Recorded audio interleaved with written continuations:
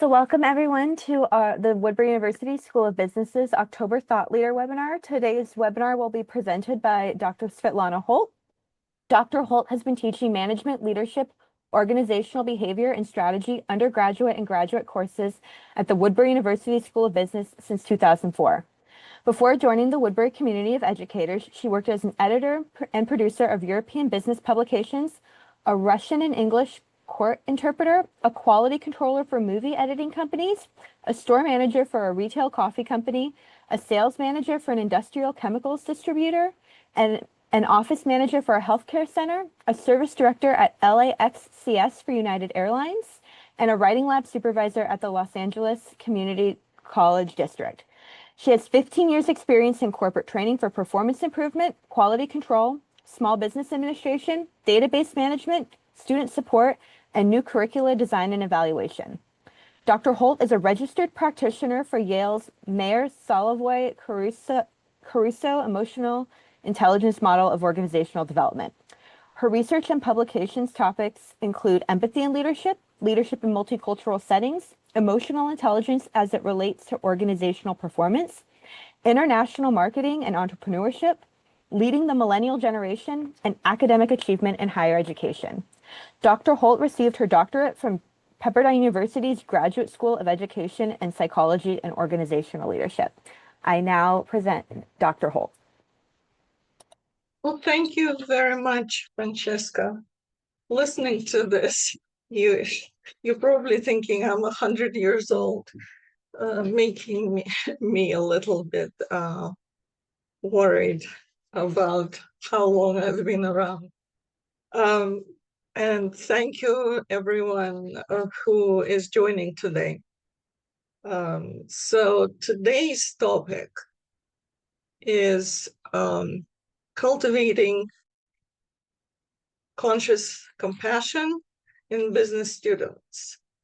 And this talk is a continuation of a previously delivered talk, and it's somewhere probably in the archives, which took a discerning approach toward the right kind of empathy.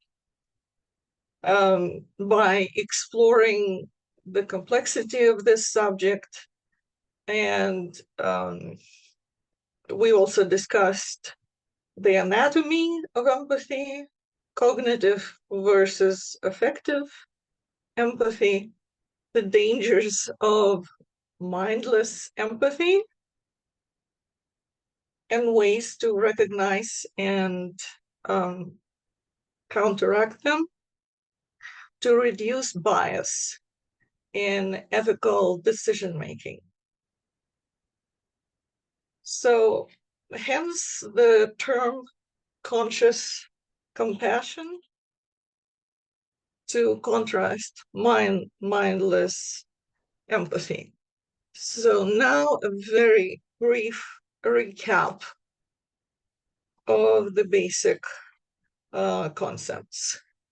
So empathy is a broad concept that refers to the cognitive and emotional reactions of an individual to the observed experiences of another. There is a clear distinction between empathy and sympathy. Empathy is understanding another person's perspective by imagining oneself in that other person's situation. And the distinction is maintained between self and other. Sympathy, therefore, involves the experience of being moved by or responding in tune with another person. Researchers distinguish between two types of empathy: emotional and cognitive. Cognitive empathy refers to how well an individual can perceive and understand the emotions of another. Cognitive empathy, also known as empathic accuracy, involves having complete or more or less complete and accurate knowledge about the contents of another person's mind. And most of the time, it's generally identified as a skill, which is good news for us because skill is something that we can improve. Social and cultural factors strongly influence where, how, and to whom it is expressed. Empathy usually develops over time and strongly in the relationship to our social environment. And as a result, it becomes a very complex response to analyze. The last thing we talked about was awareness against mindless empathy because of the downsides of our misplaced empathy. Things like clouding our judgment by appealing to our biases, making it really difficult to empathize with people who are different than us, and especially those we don't like. So today we're going to go from those theoretical concepts to practical applications. And we're going to use the framework of ethical lens inventory for our work on the scaffolding and then refining our students' moral agility. And this is all happening in Management 350, Business Ethics, which is an undergraduate management class that all business students have to take. Quickly about what is the purpose of this class. Well, overall, to cultivate and refine the so-called conscious compassion as opposed to mindless empathy by ways of identifying our own core commitments, including major values that give our lives meanings. Then we follow by challenging and reconfiguring, if necessary, both our conscious and unconscious biases.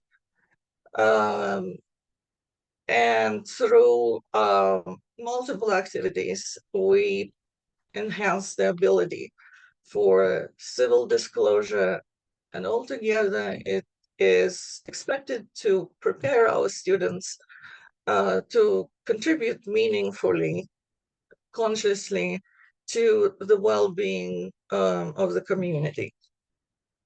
So, what is this ethical lens inventory? It is a personal evaluation tool that helps individuals understand their core ethical values and how they prioritize them when making decisions. It works by presenting a series of choices. There are 36 multiple choice questions to identify an individual's primary so-called ethical lens, of which there are four, like reason, prioritizing principles, reputation, prioritizing character, relationships, prioritizing community, and results, prioritizing outcomes. So you can see in the first quadrant, students who rely more on rationality rather than their feelings, and those who value autonomy more than um, the communal values there in the first quadrant. The second quadrant, relationship lens, uh, which aligns with justice theories. So these individuals value rationality, and their values of a community are prioritized. In the third quadrant, reputation lens, which aligns with virtue theories.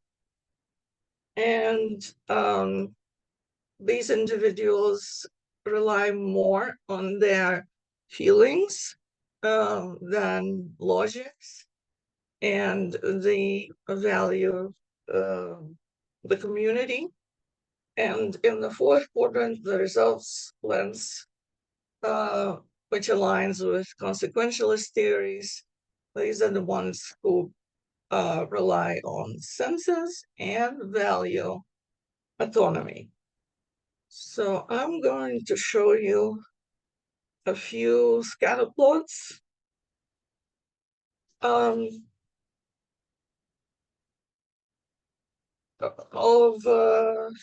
different groups of students. So each dot represents an individual who fell into, based on the questionnaire, identified with these lenses: responsibilities, relationship, reputation, and results. Let's look at another one. And I don't know if you're going to see any trends here. I do, but maybe I'm just fantasizing. So here's another plot, and here is yet another plot, and another plot, and one more. Okay, so if you noticed that our students tend to value autonomy more than community, that's probably the only trend that is visible. So to recap, the ethical lens inventory is a survey that helps us discover our personal ethical sweet spot. It identifies our ethical priorities and reveals which of four main ethical viewpoints we naturally prefer when making decisions. And it does so by examining how we balance two ethical tensions: head versus heart, and also me versus we. So by understanding our own ethical style, we can better recognize the strengths, pinpoint our blind spots, and learn how to communicate more effectively with those who approach ethics from a different perspective. Okay. So this will be through a series of exercises. I'm gonna introduce three different types of activities that we use in order to develop conscious compassion. Through a series of exercises, we practice and refine our ethical decision-making skills. So the first exercise that we usually do is called tokens of trust. And this exercise involves simulated decision-making scenarios um, where students need to explore how trust is established, maintained, and sometimes lost. Tokens, the so-called tokens, represent trust, illustrating that trust is a kind of social currency that can be gained or spent through behaviors. So the way it works, the setting is, this is the one that we actually do individually. And the students, if I have a large class, then I will give a group of students one of the three scenarios, another group of students, second scenario, and yet another group of students, a third scenario. And that, but each student has to do their own case by themselves. If I have a small class, then they are out of luck because each of them has to do all three scenarios. But it's really good for them. So the scenarios involve situations where they have to make a series of choices. Throughout the games, they are presented with dilemmas that affect the trust level or the characters' stakeholders in the game. And as the game progresses, the dilemmas become more complex, and students find themselves with incomplete information, or they are pressured to make a decision that benefits them personally but is unethical to others. And this is usually the most difficult part of this exercise, as revealed by student reflections. I'm going to share some quotes that I took from these reflections in a couple of minutes. But reflection and analysis, which always follow these exercises, is essential in building ethical agility. Okay, what else do we have here? The tokens of trust exercises within this framework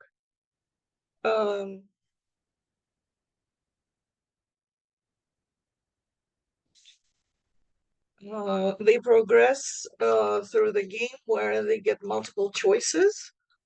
But the major challenge of these scenarios is that students are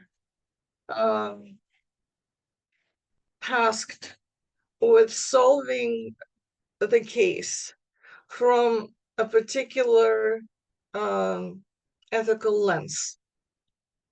And it's not going to be necessarily the lens which aligns with their own ethical values.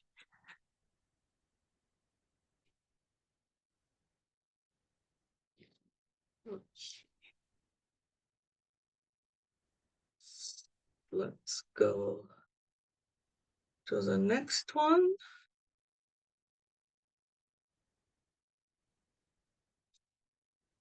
I have collected quite a few of these reflection papers, and I did thematic analysis on major themes that transpire through students' reflections.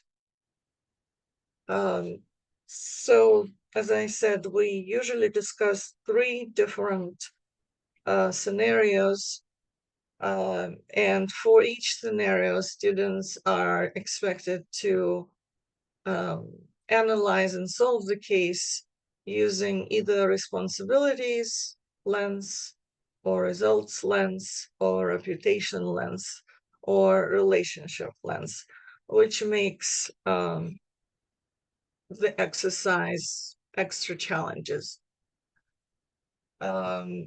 So they will face the ethical dilemma.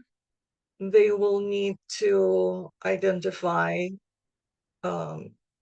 main stakeholders and secondary stakeholders and achieve ethical resolution. And they need to explain why this solution is optimal from point of view of morality. The second type of exercise is called culture collision. And these are also simulated cases where students are navigating ethical dilemmas arising from different cultural values and beliefs. This is the next level of difficulty, and this is part of preparing our students for ethical leadership. So the exercises demonstrate how a conflict between different ethical standards creates serious problems in business, in society, in other organizational contexts. So the key aspects of these exercises, now this will be the third one. The key aspects of the key aspects of culture collision are recognizing the clashing values, applying multiple ethical perspectives, focuses on values, intention. That's where we get further in building ethical agility and promoting understanding and resolution. These are also sometimes referred to as coaching dilemmas. It's where the coach will have to discuss an issue with a mentee, approaching the dilemma from the mentee's ethical lens, as opposed to their own. So after they have analyzed all the data, they brainstorm and evaluate potential decisions and reflect on the outcome. So there are several scenarios that are assigned to individual students. Again, if we are a large class, then we split the cases between us. If we are a small class, then everyone does each scenario on their own, and then we come together and discuss our solutions in class. And the third type of exercise, called table exercises, is where students are put in teams of 4. And ideally, I find 4 students who subscribe to 4 different ethical lenses. And they're presented with a complex case with multiple stakeholders. And they need to analyze the case from the point of view of each lens and agree on equitable solution. Okay. So let's go. So now summarizing and synthesizing the themes that transpire through students' reflections on tokens of trust. The 3 major themes can be identified, which is the importance of balancing ethical lenses. There are challenges in ethical decision making by balancing personal versus business morals, understanding who is primary, who is secondary, stakeholders, and the outcomes are the understanding that ethical decisions require both rationality and empathy, and that no single ethical framework fits all situations, and flexibility and openness are key to sound decision making. I'm going to read out a couple of quotes to illustrate my points. The first time I went through the exercise, I got a surprising number of these questions wrong, when I legitimately thought that I was giving the best advice of the provided option. It was frustrating at first, but the more I learned about the different lenses, the more I came to understand that what kind of advice suited each one of the scenarios better. Or the exercise underscored the importance of flexibility and openness in ethical decision making.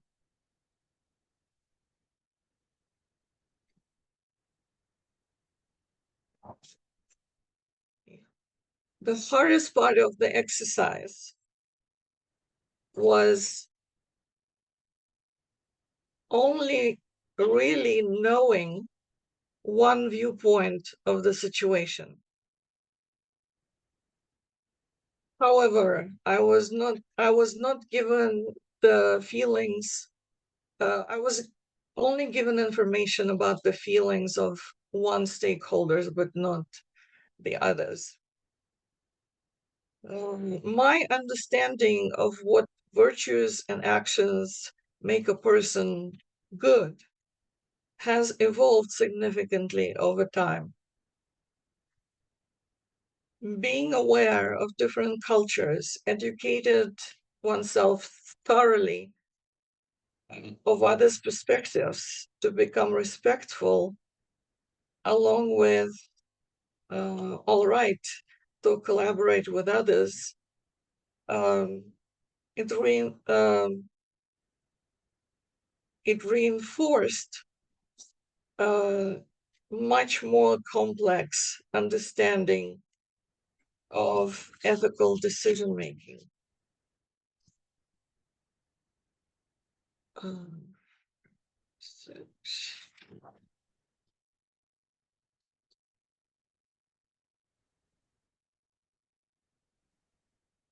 Now for some quotes from student reflections on the ethical mentoring or culture collision exercises. Um, a proper form of communication means understanding every person's point of view.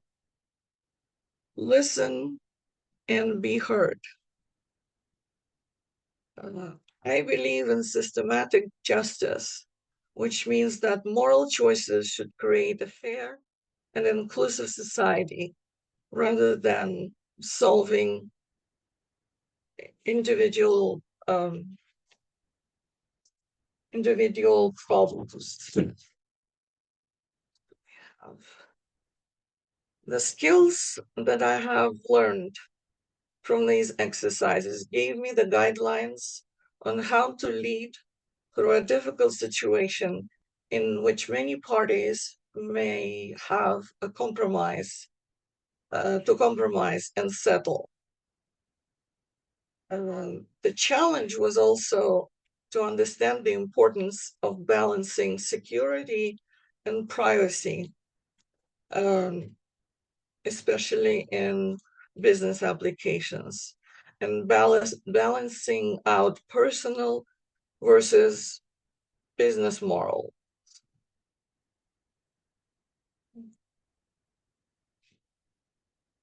As I mature, my understanding of what makes a person good changes.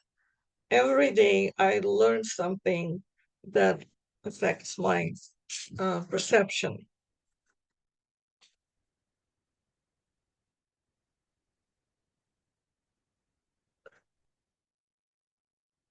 Differences in culture and ethical values can be significant, but they are not impossible to reconcile.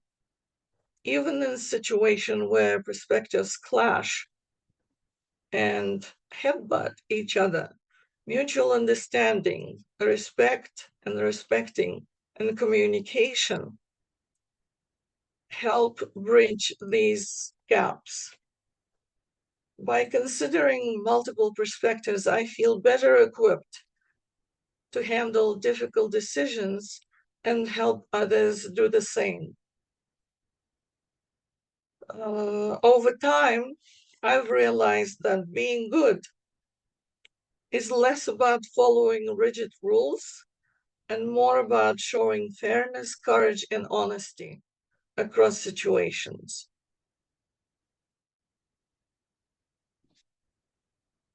One important point that was raised um, is I'll just quote the student who was speaking about it.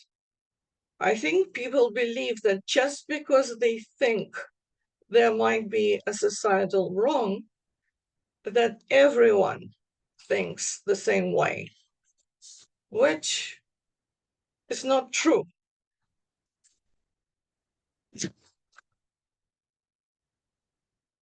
So this is a case against the golden rule, actually. It's not always the best approach to treat someone the way that we expect to be treated.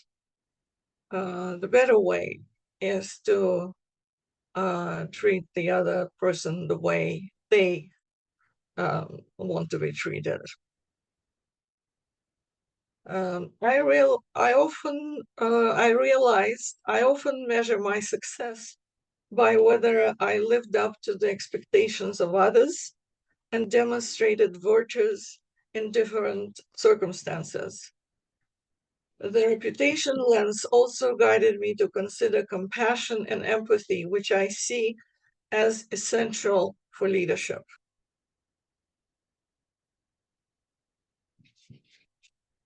Two different lenses appeal to me, and I notice differences in how they shape my reasoning.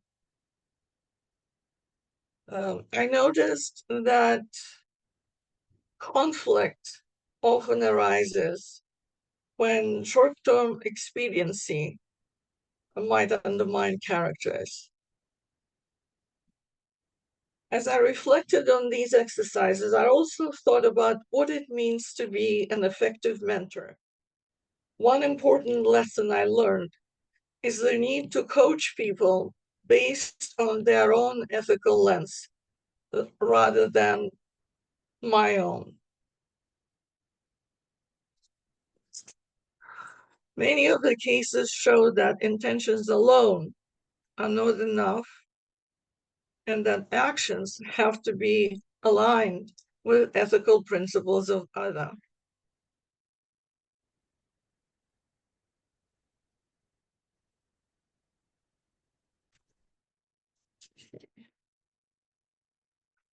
This showed me that ethical mentoring is not about convincing others to adopt my lens, but about helping them stay consistent and avoid blind spots within their own perspectives.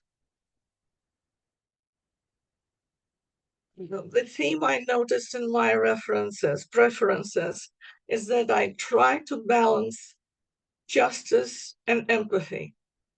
These two lenses interacted by reminding me that doing the right thing often involves both rules and human feelings.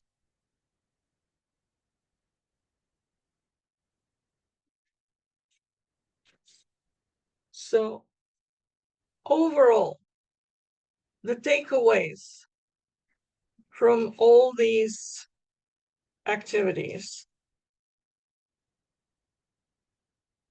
are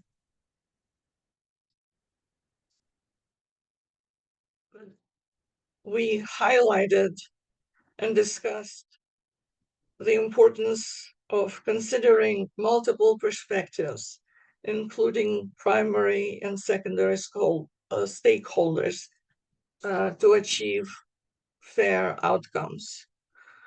Students recognize the challenge of aligning personal morals with business ethics, often struggling to represent all parties involved in ethical dilemmas. The analysis of various cases illustrated that there is a need for proportionality in consequences based on intent, impact, and accountability.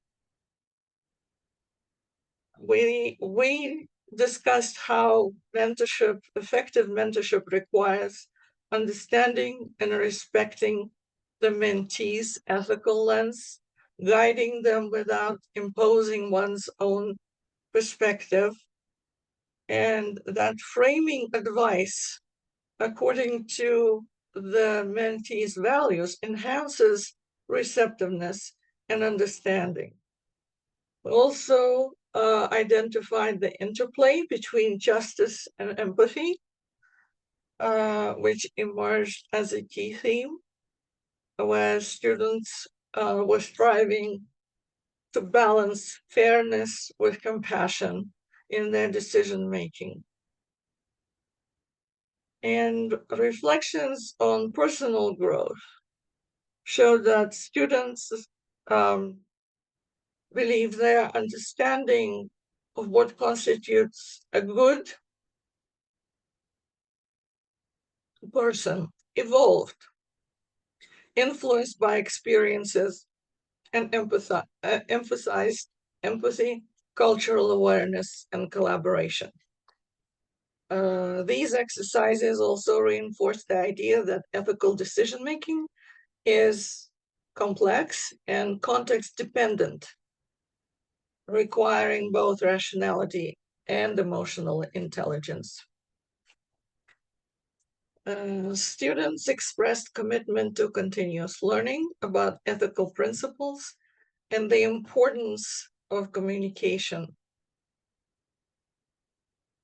in resolving ethical decision-making skills.